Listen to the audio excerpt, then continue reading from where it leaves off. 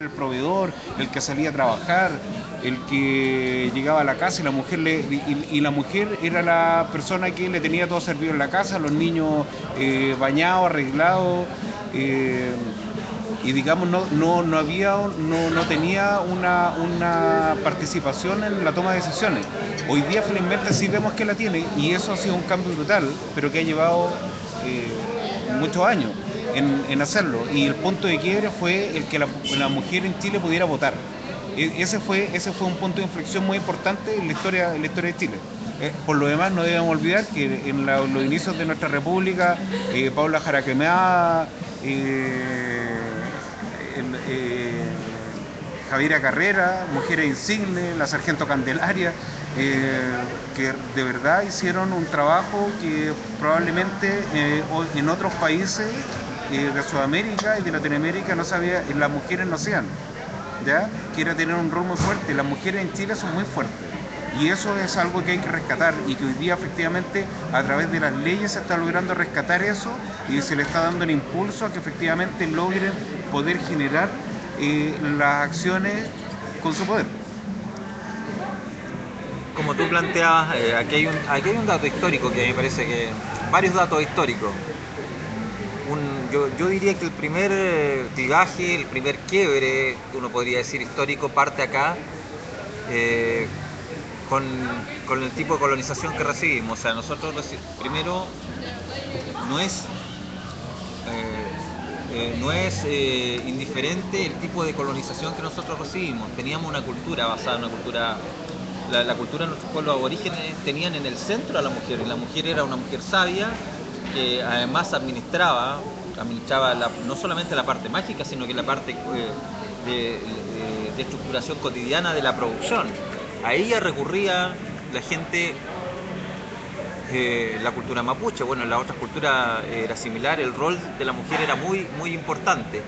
Llegan los españoles, los colonizadores, y nos traen una cultura española, tal cual, ¿cierto? Una cultura española católica, que, que es una cultura que está muy asociada a la cultura cristiana occidental. Nos trae la reminiscencia a la cultura griega y romana, donde la mujer tenía una participación muy pobre y era en la vida privada, jamás en la vida pública. No era permitido que la mujer estuviera en el ágora, que opinara. La mujer tenía labores parecidas a las que tenía el esclavo. En ese sentido no era libre. Esa libertad, esa falta de libertad se trajo acá a Chile, y salvo insignes mujeres que aparecen en nuestra historia, aparecen casi como datos anecdóticos. Uno no lee, no sabe la historia de Chile de mujeres que hayan hecho grandes cambios, y no porque no lo hayan hecho, sino porque ellas vivían al margen, en la cotidianidad, en lo invisible, en el quehacer cotidiano. Ellas son las sostenedoras, son las tipas detrás de cámara. En televisión está el animador, y está el que está detrás de cámara y que nadie menciona. La mujer durante la historia nuestra siempre ha sido una persona que ha estado detrás de cámara, y que en algunos momentos de la historia aparece como un dato anecdótico por su gallardía, porque es un personaje singular, pero no porque sea un sujeto reconocido y valorado como el hombre. Tenemos una historia, además, una historia militar, una historia absolutamente militar, presidencial, política. Tiene tres clivajes que son realmente importantes, porque en ninguno de ellos la mujer tiene algún lugar. Como también cultural, Como, claro, en el cual tenemos dos personas muy destacadas, que sería Violeta Parra y sería Gabriela Mistral, en las cuales una es un premio Nobel y otra fue una de las grandes referentes musicales que lamentablemente no, en su tiempo de vida no fue tomada en cuenta como debiese haber sido. Una de las cosas que también la llevó al suicidio. Por eso mismo, Chile yo encuentro que ha evolucionado tanto en la cultura de la igualdad de género. Pero me gustaría poder agregar algunas cifras referentes a la nueva ley de cuota que se está ofreciendo en Chile, por decirle. Ejemplo, perdón, antes de, digamos, ya, de que tú puedas señalar eso, hay que, haciendo una mirada histórica respecto a este tema, efectivamente hoy día se está discutiendo una ley de cuota. pero la participación de la mujer, como decía Hugo, aparece reconocida constitucionalmente en este derecho a votar el año 1950, que coincide plenamente con el periodo más rápido de revolución social y política que hay en Chile. Hasta el año 50 todo esto era una cosa bastante estructurada, casi colonialista, una sociedad de castas donde habían grupos tremendamente diferenciados, donde la mujer seguía siendo invisible. La lucha de muchas mujeres, lucha invisible, generó que la mujer fuera tomada en cuenta, pudiese votar, y de ahí la lucha en Chile ha seguido siendo fuerte, pero las mujeres han tenido la posibilidad de participar y sacar adelante organizaciones feministas. Yo quiero seguir citando en este aspecto, y para que podamos revisar después las cifras, pero además de esto ser reconocido institucionalmente, aparece la mujer en la olla común, en los tiempos difíciles, en los tiempos de la dictadura, ¿verdad? Son las mujeres las que organizan. Y si retrocedemos en el tiempo, por allá por los años del siglo XIX, Gabriel Salazar, Sonia Montesinos nos muestran cómo son las mujeres las que se hacen cargo de los hogares, se hacen cargo de 8, 9, 10 hijos que dejan botados a los hombres que se van a las minas y que no vuelven nunca más. Son ellas las que sostienen los proyectos de cada hogar, son ellas las que generan emprendimiento, se van, siembran, se van con sus cosechas, van a vender a la ciudad, en la ciudad les ponen impedimentos, se van a Valparaíso, contratan una carreta para poder vender, vuelven a poner impedimentos y vuelven a levantar otro emprendimiento. Mujeres emprendedoras como nadie. La misma mujer que hoy día vemos apoyada por un plan de gobierno emprendedora es la misma mujer de aquel tiempo que se veía la necesidad de sacar un hogar adelante que había sido destrozado porque había un hombre, lamentablemente, que no se había hecho cargo de lo que tenía que hacerse cargo. Pero tú querías... Sí, no, de hecho con respecto a lo de Iván en la cifra, es muy interesante lo que nos va a contar Iván con respecto a la cifra y por sobre todo también el tema de que efectivamente Gabriel Salazar y Sonia, que son grandes historiadores de Chile, han logrado determinar de que, por ejemplo, barrios como La Chimba, que es uno de los barrios tradicionales de Chile, estaba prácticamente, era un matriarcado. Y era porque efectivamente los hombres se fueron a trabajar al salitre, los hombres se fueron a la guerra. Hay que recordar que Chile vivió en guerra prácticamente todo en la segunda mitad del siglo XIX. Partimos con problemas con Portales, después tuvimos una serie de cambios hasta que llegamos a la Revolución del 91. Por lo tanto, entre la guerra de la independencia, Portales, y el 91 está la guerra del Pacífico. O sea, por lo tanto no pasaba más de una generación donde no estuviéramos en guerra, y por lo tanto era la mujer la que absorbió toda la responsabilidad de mantener la casa, y no sé si felizmente o desgraciadamente hasta el día de hoy se ha mantenido, y es la mujer la fiel representante de un jefe de hogar en Chile. La fiel representante del espíritu emprendedor. Y a propósito del dato que tú decías de la guerra del Pacífico tiene historias no contadas, y una de ellas es que un ejército no poco importante de niños estuvo en la guerra. ¿Qué significa esto? Que además de irse el hombre del hogar, se estaban yendo los hermanos que pueden ser mayores y que pueden ayudar en las tareas. Doble peso para esta mujer que luchó contra viento y marea para poder yo no solamente quiero hablar de un tema económico, sino que es un tema de poder.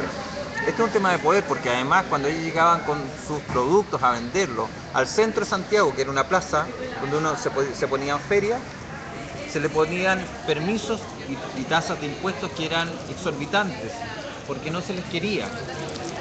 Los señores nobles de aquella época no querían que estas personas estuvieran comerciando y pusieron todo tipo de Voy a contar simplemente una anécdota de aquella época que Gabriel Salazar rescata, por ejemplo, cuando ellos iban a vender trigo, contrataban una carreta, cosa que no era muy sencillo, y iban 3 días en carreta para ir a vender el trigo a Valparaíso.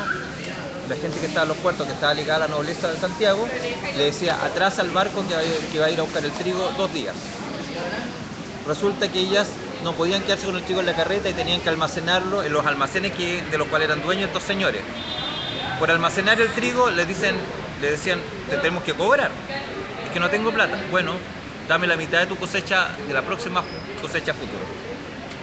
Por lo tanto, había un abuso y un empobrecimiento de esta mujer que era productora. Lo mismo les pasaba en el centro de Santiago con los impuestos, con las trabas que tuvieron que luchar contra estos abusos económicos, pero sobre todo por este abuso de poder que tenía la nobleza de aquella época, una nobleza que era Una aristocracia una- que era absolutamente oligárquica y patriarcal. y patriarcal y casi una dictadura eran casi patricios.